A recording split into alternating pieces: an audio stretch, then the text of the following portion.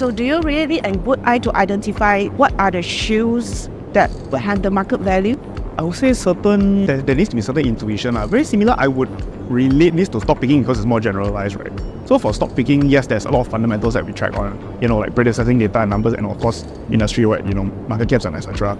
Similarly, so these SKUs and models, they are broken down into different things. Like for Nike, for example, there's Jordan 1, 2, 3, 4 until like 35. And then for one, there's like mid, low, high. Jordan, the cutting of the shoe, for example.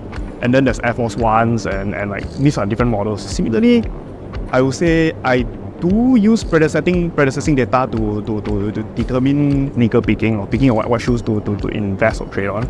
And also likability of things, because it still has to be wearable at the end of the day.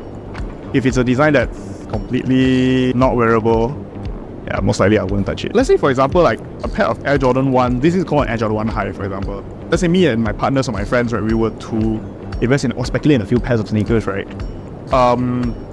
What we tend to do is if the shoe has never been released before, we would somewhat there's this thing called StockX, which exists. StockX is a US tech company which has all the data you need for the price of shoes. They are literally like a stock market of things. With the charts and everything? Everything. So processing data from all the releases kind of makes the decision-making process easier. So everything is more data-driven. It's not like, I like this, but my friend doesn't like this. No. Let's take a few steps back. Let's have a look and see like what would the market like.